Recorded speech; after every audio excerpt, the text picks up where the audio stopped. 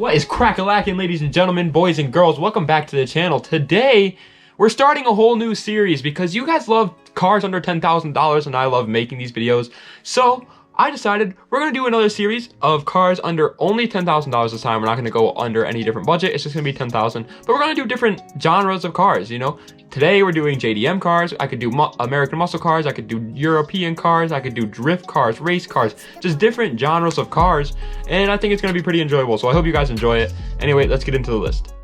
Before we do that though, I nearly forgot to tell you guys, keep leaving the fact of the days in the comments. I'm still doing those, but recently you guys haven't been doing it because they're not top 10 videos. But even if it's not a top 10 video, still leave a fact of the day because I'm still going to be putting a fact of the day in the video. Number 10 is the Acura RSX Type S, which came with a 2-liter inline-4 that made 160 horsepower, and it was front-wheel drive. And it's my personal favorite front-wheel drive car ever. I said it, I'm not going back on it, man. I love the looks of the RX-7 Type S. I don't really like front-wheel drive, but if I had to get one, it would easily be this car. I already love Hondas and Acuras, but the RSX just, it looks so good. It's crazy. I don't understand why Acura ever stopped making Integras and the RSX, but they did, and so we have to cry ourselves to sleep at night. But looking at pictures of this one, hopefully one day maybe Acura or Honda will bring back the RSX or the Integra. I feel like it would be pretty simple, just make a new body style and just put the old Civic engines in them. That's pretty much what they did before, except they were built by Acura, so they had more luxury in them and they looked different and they looked cooler in my opinion. Given though, I guess we're gonna have to live with the RSX Type S, which I have no problem doing since it looks so good.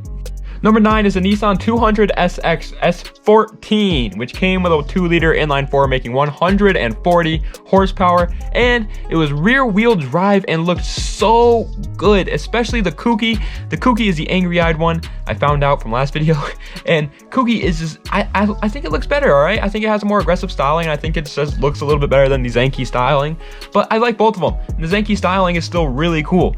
Now, the reason it's this low on the list is because I guarantee you, if you buy yourself an S14 for under $10,000, it's going to be a project car. It is going to be beaten up. People that own these cars are drift lords. It's like they drift everything. They'll drift shopping carts if you give it to them. And so they're going to be beaten up. You're going to have to do a lot of work to them. But apparently the Nissan S chassis line is actually pretty easy to work on. So hopefully it won't be too hard, but just keep that in mind if you're going to buy one. Number 8 is a Honda Civic SI EK, which stood for exactly, Kevin. Exactly. Let's also look at the 6th generation, and it came with a 1.6-liter inline-4 that made 160 horsepower, and it was front-wheel drive, and it's pretty much the same car as the RSX that we just talked about. It's just a little bit easier to work on, a little bit cheaper, a little bit more reliable, and has a much bigger fan base and much bigger aftermarket support for it than the RSX, which is the only reason why I put it higher. But the RSX is still a great choice and still has all those things really well. The Honda Civic SI EK is personally my personal favorite Civic ever built, but you can find up to like the 9th gen SIs for under 10K. So if you want a newer SI, you can find one that's like a 2010 model for under 10K.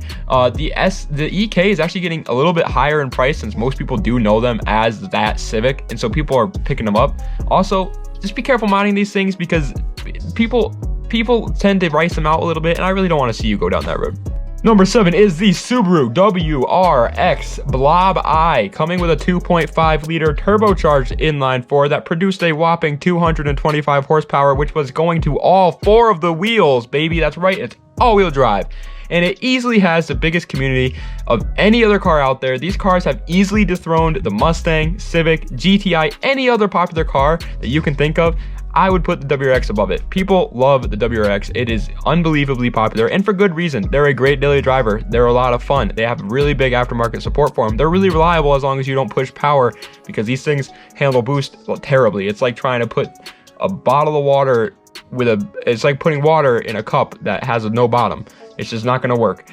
It's also a reliable sports car, and like how much more could you ask for out of a Subaru? Especially for people in winter climates, this car is just perfect because of that all-wheel drive, baby. Number 6 is the Mazda RX-7 FC3S that came with a 1.3-liter 2-rotor rotary engine that made 179 horsepower, and that was going to the rear wheels. And I love these cars. Once again, I don't recommend them to someone who doesn't know what they're doing though, because they are a rotary engine. Rotary engines, as we all know, are not in 99% of the cars on the road. It's usually a 4-stroke engine. This is completely different, and you're going to learn all these different just things about a rotary engine that you have to do, and you're going to be like, why did I buy this? You're not going to want it, but they do look really cool. And if you do have mechanical knowledge and you want to pick one up, I highly recommend buying it, because under 10K, that's a pretty good steal for an RX-7. And I guarantee you, within a couple of years from now, they will not be under 10K. These cars are going up in price, especially with the whole TikTok clout thing that's going on right now, where all these TikTokers are becoming car guys. I don't know what's going on with that. Hopefully in a couple of years, that might die out, but I don't know. It also would be kind of cool to like see them stay, in my opinion. I kind of want the TikTok clout guys to stay, because we do need more car guys. Number 5, halfway through the list, it's the Mark III Toyota Supra, which came with a 3-liter turbocharged inline-6 that made 231 horsepower, and it was rear-wheel drive. And that is right, baby. You can find a 3rd-gen Supra for under $10,000.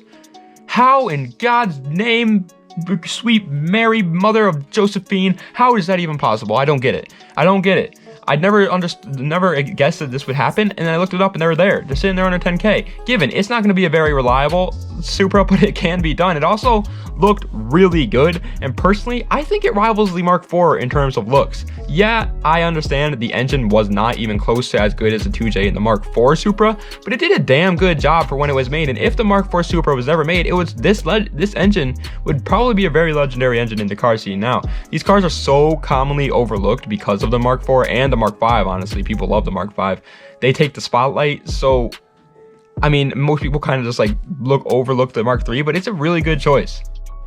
Number 4 is the Mazda Miata NA or NB, which stood for either nipple after or nipple before. It depends on if you're getting it before the nipple or after the nipple. And it came with a 1.8 liter inline-4, making 139 horsepower on the NBs and 129 horsepower on the NAs. It was also rear-wheel drive and a freaking good-looking convertible, which is very hard to say.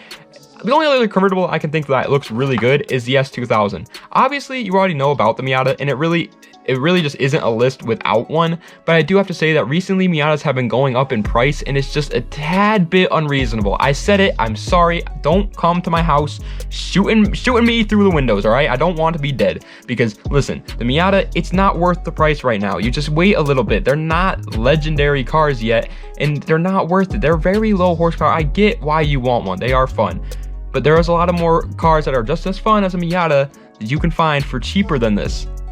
I'm just saying, just be a little careful. Give yourself some other options.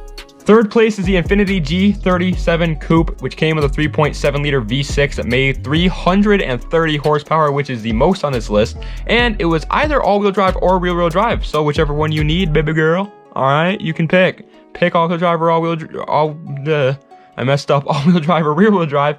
And honestly, I would recommend picking the rear-wheel drive just because it's cooler. This car is perfect for the guy who wants a mixture of luxury, daily driving, speed. It's almost a perfect choice when talking about that. But since they focused a lot on luxury when making this car, it took away from some of its like sporty feel, if you know what I mean. The 370Z is the brother of the G37. They shared the same engine, same transmission, most of the same suspension parts, and they're pretty much the same car. The G37 weighs a little bit more, and it's also not as race oriented as the 370Z since it's made by Infiniti, which is a luxury company, which makes sense. This is for the guy who wants a luxury cruiser. It's like a Japanese Mercedes almost. 2nd place is a car that I dream of. I absolutely love these cars. The Lexus SC300, which came with a 3-liter inline-6 that made 225 horsepower, and it was rear-wheel drive. And such an underrated car. It's criminally underrated. I don't understand why people don't like these cars that much. In Japan, they were known as the Soarer, and they are absolutely legendary over there, especially in the drifting scene. The Toyota Soarer, are you kidding me? That car is so legendary. The motor that was in these cars was a naturally aspirated version of the 2JZ GTE. That's right, the Mark IV Supra engine was in these cars, but it was a naturally aspirated one. It didn't come with the 2 turbos. It was called the 2JZ GE, and it didn't have the upgraded internals. So you can't handle 1,000 horsepower on stock internals in these cars, but people do say that you can handle around 600 horsepower on stock internals in one of these cars. That's still unbelievably good, and you do not need 1,000 horsepower, okay? You don't. I understand you want it, but you don't need it. 600 horsepower is enough, especially if this is one of your first cars. Number 1 is none other than the Nissan 350Z, which came with a 3.5 liter V6 that made 306 horsepower, and it was rear-wheel drive, of course. And I actually own one of these, but that's not the reason I put it number 1. I put it number 1 because it's good for just about anything, man. They have a surprising amount of trunk space too. Just gonna put that out there real quick. I have a Z. I did not realize how much trunk space these cars have. It's actually pretty decent. But anyway, if you took care of this car, it would last longer than Betty White. If you want to race this car, it does better than Lewis Hamilton. If you want to drift this car, it does better than Adam LZ, who actually owns one, by the way. Adam LZ owns a 350Z, and Adam LZ is never wrong. So just keep that in mind. They're also very reliable for if you're not beating on it all the time. The VQ35 engine is notorious for being a very reliable car. I mean, engine, my bad. But the real reason I love the 350Z so much is that the aftermarket support is absolutely endless. The Civic support, yeah, it's pretty crazy. But the 350Z support, you can get a number of different mods for anything on the car. I wanted to buy motor mounts for my 350Z, and there was like 5 different websites trying to sell me their upgraded motor mounts. I went with the stock ones just because they were the cheapest, and I don't need upgraded motor mounts. I don't have like 1,000 horsepower. But that's crazy. Like motor mounts are not a very like universally like built item. And they have so many of them. You can also swap this engine and put like an LS in the 350Z pretty easily. Like people put 2Js in them, LSs in them. It's very good platform if you want to build a cool car. All right, guys, that is the end of this list. That is the end of this list. My bad, I don't know why I said it like that, but I hope you guys enjoyed. If you enjoyed, please like the video. That's supposed to be an L for like, I don't know why I did that, but just like the video, subscribe to the channel, turn on the bell, be a part of the notification squad. As my interpretation of a bird. Be a part of the notification squad. Comment down below a fact of the day. Do not forget to do that because you guys forgot to do that, all right? I'm on you. I'm watching you. Don't forget to put a fact of the day down below because I'm still doing those. All right, man? I couldn't do one for today's video because there was no fact of the day in last video. I was like, why? But anyway, guys, I hope you guys enjoyed this. Let me know any other JDM cars under 10K. There are so many of them that I recommend, but obviously I only put 10 in here. Like, so just go, don't go hard on me. Don't be like, where's the Mitsubishi Baduga Laduga? I love the Mitsubishi Baduga Laduga. Why is it not on the list? Because I don't even know what that is, man. All right, and so I didn't put it on the list. But anyway, guys, thank you so much for watching. Das Vidania. Have a nice day.